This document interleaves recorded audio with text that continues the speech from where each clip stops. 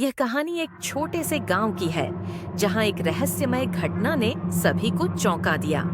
गांव में एक पुरानी हवेली थी, जिसे सभी ने कभी न कभी भूतिया माना था।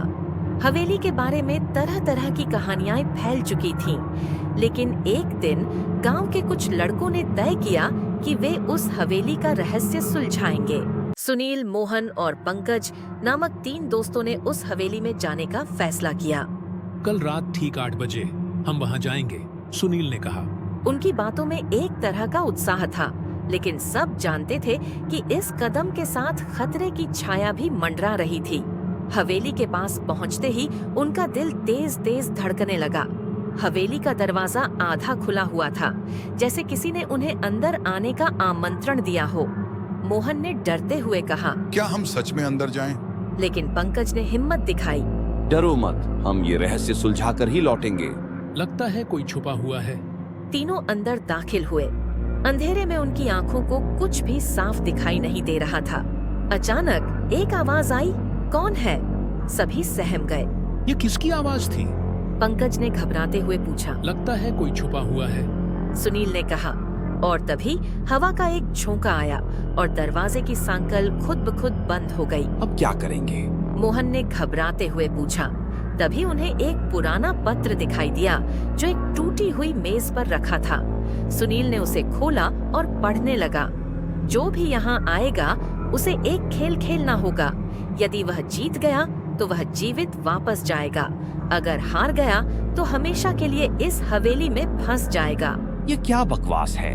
मोहन ने कहा, लेकिन किसी तरह का रास्ता न देखकर उन्हें खेल शुरू करने के लिए मजबूर होना पड़ा। तभी अचानक दीवारों से एक अजीब सी हलचल होने लगी। तीनों को लगा जैसे कमरे में कुछ बदल रहा है। ये क्या हो रहा है? पंकज ने डरते हुए पूछा। और तभी अचानक कमरे में एक दरवाजा खुला और 3 रास्ते दिखाई दिए। एक में रोशनी थी, दूसरे में अंधेरा और तीसरे में आवाजें आ रही थीं। हमें इनमें से एक रास्ता चुनना होगा, सुनील ने कहा। सभी ने एक साथ निर्णय लिया कि वे रोशनी वाले रास्ते से जाएंगे। जैसे ही वे आगे बढ़े, उन्होंने देखा कि हर कदम के साथ दीवारों पर एक एक नाम उभरने लगे। ये नाम तो हमारे ही हैं, मोहन ने कहा। और तभी एक बुरी खबर सामने आई। तीनों नाम उन दीवारों पर मर चुके के रूप में दर्ज थे। अचानक ही उन्हें एक अजीब आवाज सुनाई दी, तुम सबने खेल शुरू किया, अब तुम कभी वापस नहीं लौट सकोगे। तीनों घबराए हुए थे, लेकिन उन्होंने डर को नकारते हुए एक दूसरे का हाथ पकड़ा। कुछ ही देर में अचानक रोशनी की एक तेज लहर आई और हवेली का दरवाजा फिर से खुल गया। लेकिन जब वे बाहर निकले तो देखा कि गांव पूरी तरह से खामोश था। सभी लोग गायब थे और फिर उन्हें समझ में आया कि वे असल में एक खेल का हिस्सा बन चुके थे, जहां कोई जीतता नहीं, बस एक शिकार होता है। सच्चाई कभी आसान नहीं होती और कभी-कभी हमें अपनी खुद की जिज्ञासा की कीमत चुकानी पड़ती है। ये वीडियो आपको कैसा लगा? कृपया कमेंट में जरूर बताना।